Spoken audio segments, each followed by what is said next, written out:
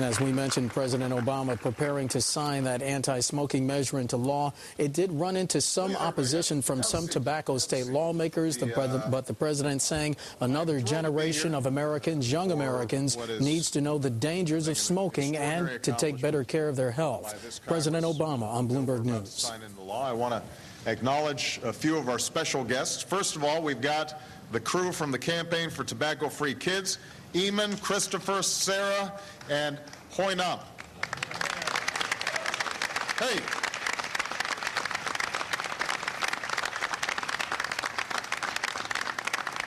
We have our FDA Commissioner, Dr. Peggy Hamburg. We have our CDC Director, Tom Frieden. And we have just some extraordinary members of Congress here on stage: Senator Dodd, Senator Durbin, Senator Enzi, Senator Harkin, Senator Lautenberg, Representative Waxman, Representative Dingell, Representative Christensen, Representative Pallone, and Representative Platts, all of whom did extraordinary work in helping to move this legislation forward. Please give them a big round of applause.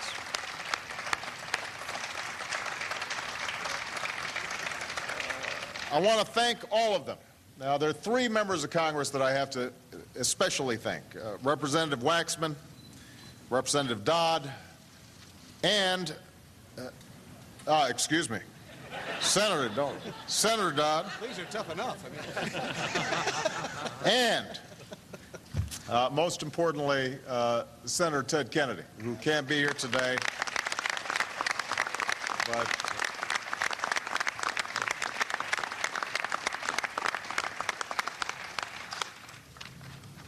the legislation I'm signing today represents change that's been decades in the making.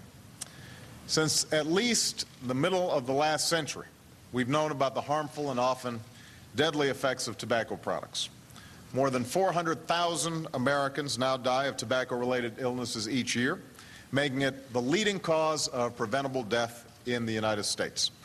More than 8 million Americans suffer from at least one serious illness caused by smoking. And these health problems cost us all more than $100 billion a year. What's even worse are the effects on our children. 1 out of every 5 children in our country are now current smokers by the time they leave high school. Think about that statistic. 1 out of every 5 children in our country are now current smokers by the time they leave high school. Each day, 1,000 young people under the age of 18 become new, regular, daily smokers. And almost 90% of all smokers began at or before their 18th birthday. I know I was one of these teenagers. And so I know how difficult it can be to break this habit when it's been with you for a long time. And I also know that kids today don't just start smoking for no reason. They're aggressively targeted as customers by the tobacco industry. They're exposed to a constant and insidious barrage of advertising where they live, where they learn, and where they play. Most insidiously, they are offered products with flavorings that mask the taste of tobacco and make it even more tempting. We've known about this for decades, but despite the best efforts and good progress made by so many leaders and advocates with us today, the tobacco industry and its special interest lobbying have generally won the day up on the Hill.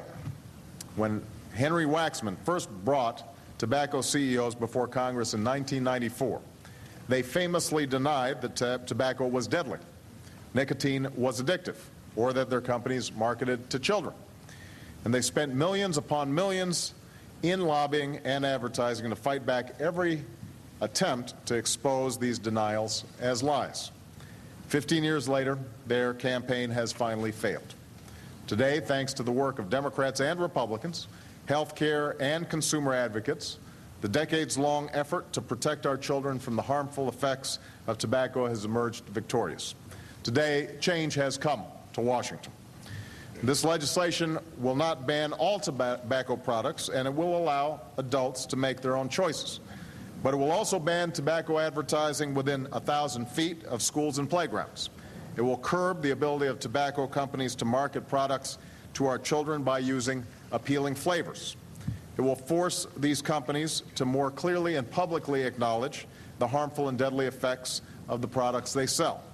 And it will allow the scientists at the FDA to take other common sense steps to reduce the harmful effects of smoking. This legislation is a victory for bipartisanship, and it was passed overwhelmingly in both houses of Congress. It's a victory for health care reform, as it will reduce some of the billions we spend on tobacco-related health care costs in this country. It's a law that will reduce the number of American children who pick up a cigarette and become adult smokers. And most importantly, it is a law that will save American lives and make Americans healthier. We know that even with the passage of this legislation, our work to protect our children and improve the public's health is not complete. Today, tobacco is the leading preventable cause of death, but not just in America, but also in the world. If current trends continue, 1 billion people will die from tobacco-related illnesses this century. And so the United States will continue to work with the World Health Organization and other nations to fight this epidemic on a global basis. But no matter how long or how hard this fight may be, what's happening today gives us hope. When I ran for president, I did so because I believed that despite the power of the status quo and the influence of special interests, it was possible for us to bring change to Washington, and the progress we've made these past 5 months has only reinforced my faith in this belief. Despite the influence of the credit card industry, we passed a law to protect consumers from unfair rate hikes and abusive fees. Despite the influence of banks and lenders, we passed a law to protect homeowners from mortgage fraud. Despite the influence of the defense industry, we passed a law to protect taxpayers from waste and abuse in defense contracting. And today, despite decades of lobbying and advertising by the tobacco industry, we've passed a law to help protect the next generation of Americans from growing up with a deadly habit that so many of our generation have lived with. When Henry Waxman opened that first hearing back in '94 on tobacco with the industry's CEOs, he began by quoting an ancient proverb: "A journey of 1,000 miles must begin with a single step."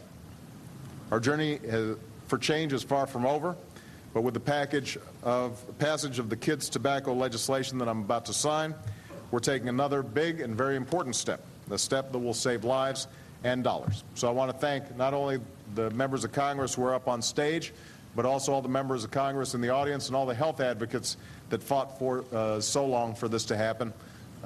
We hope you feel good about the extraordinary service that you've rendered this country. Thank you very much. Let's go sign the bill.